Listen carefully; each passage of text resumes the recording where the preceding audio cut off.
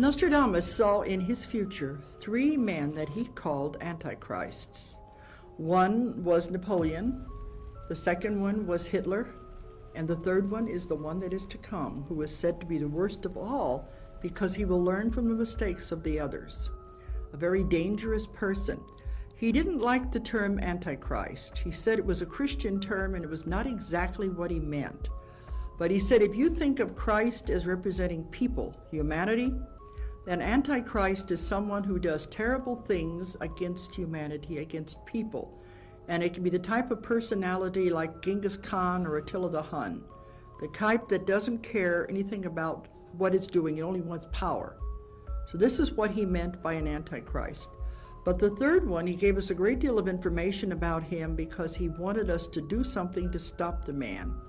He said, in the Bible, in the book of Revelation, and other books in the Old Testament, the people saw the same things that he saw, the prophets did. They only put them in their symbolism they could understand in their time, but they all saw the same thing.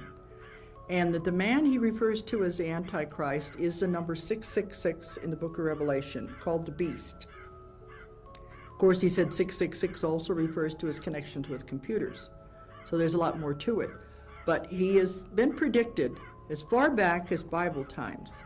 So he said he has a destiny to fulfill.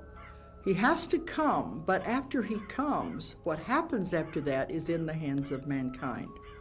Do we allow it to go through the worst case scenarios, or can we lessen it? That's the point.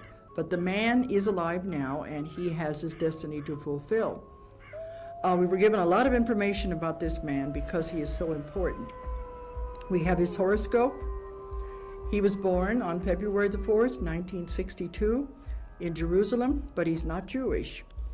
And his parents were killed during the Israeli war, and when he was about 6 or 7 years old, and he was raised by his uncle. His uncle is a very evil man, and we have had many people see him, and we have, in my work, and we had one woman who was able to put together a police composite picture of the uncle and of the Antichrist. She was a psychic who had worked with police on many cases, so she knew how to do the police composite kits. But the uncle took the young boy and was raising him as his own.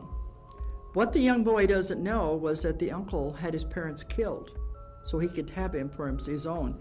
And he has gotten together a very powerful group of rich Arabs in the Middle East, and they've been taking care of this young boy and grooming him for the role he is to take. It's a very powerful group of people that control everything that happens in the Middle East. They're the puppet masters behind the scenes. Nostradamus said, by the time 7 puppets arise in the Middle East, you will realize what is happening, that they are not the real leaders of the countries, but they are the puppets being manipulated by the puppet masters behind the scenes.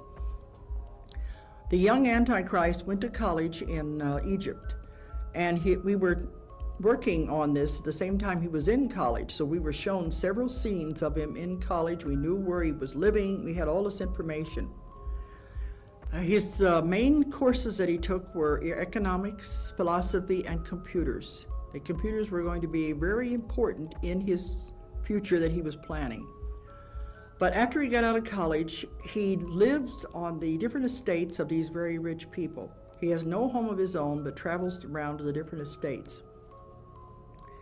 And we saw him once in a big estate on the banks of the Nile, and another one in Syria, and in Oman during the Gulf War. Oman is to the bottom of Saudi Arabia. So we saw him in all of these places during the Gulf War, and he's traveled around from place to place. But well, Nostradamus said, you must remember that in the beginning, this man will appear as a savior, the man with all the answers, the man with the golden tongue. And this will how he will make his conquests in the beginning. But he said, you must remember he's not what he appears to be. He's the wolf in sheep's clothing. Because by the time people realize what is happening, then everything will all come out. We were told in 1995, if you were watching, you'd become aware of these people and what they are doing. And of course, I get lots of mail from people trying to tell me who they think the Antichrist is. But a lot of the people they have told me about, I think, are members of the group. They're very rich, but I don't think they are the Antichrist because they don't fit all of the other criteria.